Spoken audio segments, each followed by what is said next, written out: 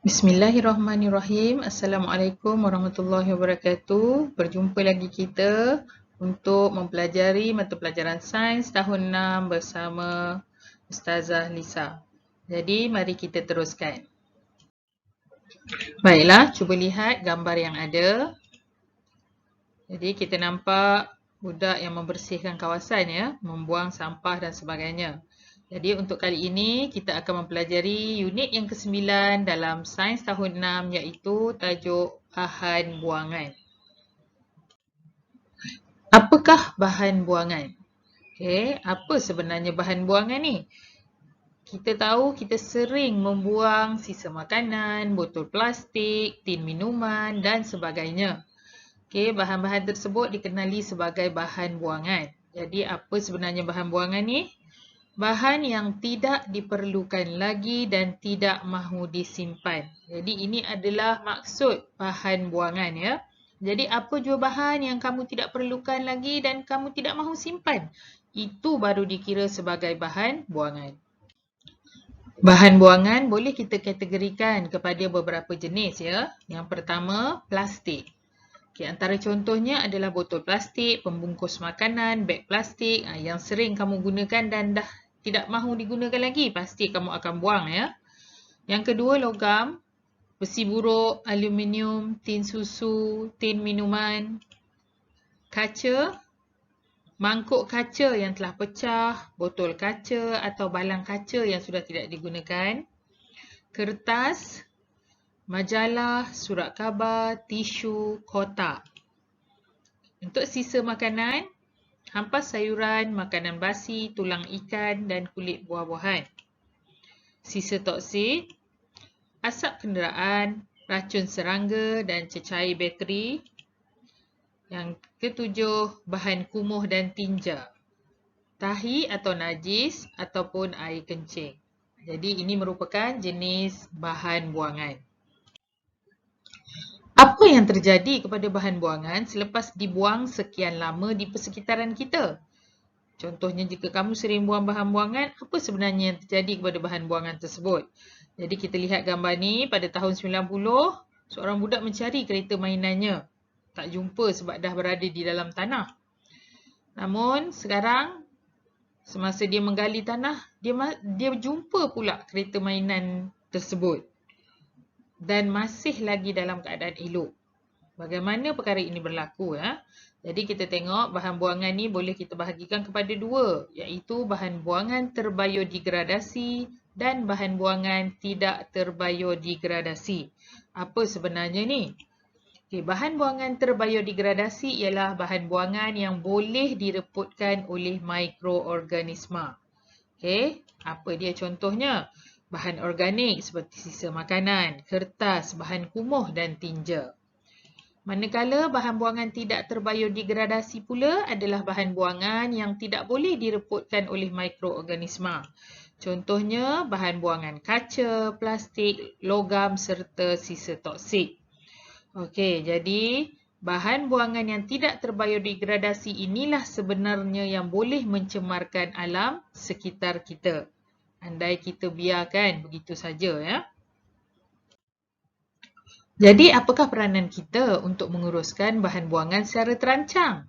Jadi kita perlu ya tahu untuk menguruskan bahan buangan kita.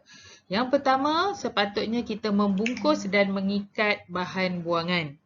Ini juga memudahkan pekerja ya untuk mengutip bahan buangan kita. Yang kedua, mengasingkan bahan buangan mengikut jenis. Kamu boleh masukkan dalam tempat yang sepatutnya mengikut jenisnya ya. Okay, menggunakan bekas khas untuk membuang cecair kimia. Yang ini sangat penting ya, sebab cecair kimia ni kita tidak boleh buang sesuka hati kerana ia boleh membahayakan. Yang ketiga, menjadikan baja kompos.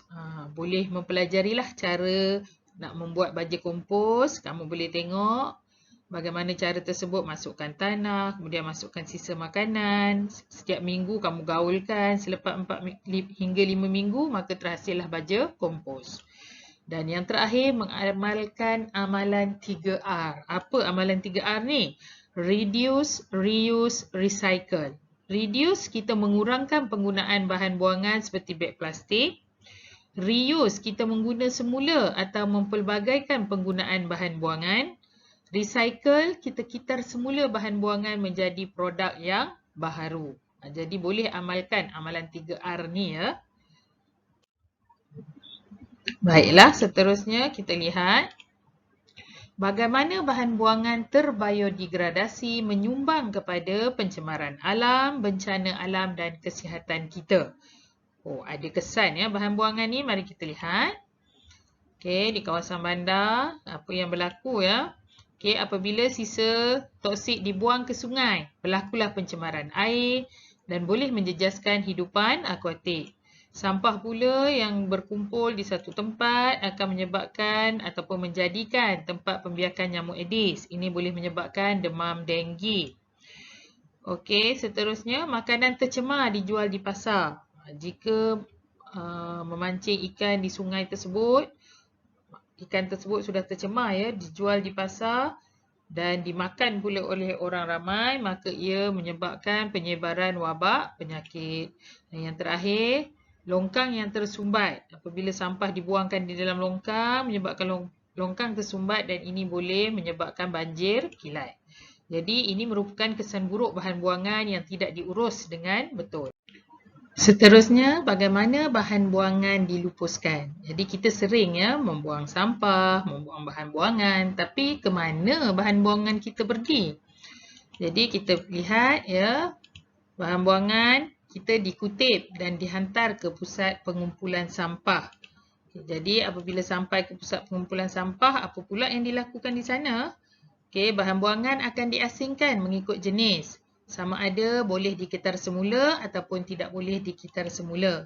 Seterusnya, bahan buangan tersebut akan dihantar ke dua tempat. Yang pertama ialah incinerator. Yang kedua, kilang memproses bahan buangan. Jadi, semasa dihantar ke incinerator, bahan buangan yang tidak boleh dikitar semula akan dibakar dalam incinerator yang bersuhu tinggi. Okey, hasilnya sisa yang telah dibakar tersebut dihantar ke tapak pelupusan sampah. Yang kedua, kilang pemprosesan bahan buangan. Bahan buangan yang boleh dikitar semula pula telah dipadatkan dan dihantar ke kilang pemprosesan. Ini adalah untuk dijadikan bahan baru. Jadi mana-mana bahan buangan dihantar ke kilang ni akan diproses untuk dihasilkan ataupun untuk menghasilkan bahan baru. Jadi, kamu telah mendengar penerangan Ustazah tadi. Ustazah harap kamu dapat menyiapkan latihan topik bahan buangan di dalam buku teks muka surat 160 hingga 161 di dalam buku nota sains kamu. Sekian dulu daripada Ustazah. Ustazah harap kamu dapat jaga diri semua. Selamat berpuasa. Sampai kita jumpa lagi. Assalamualaikum warahmatullahi wabarakatuh.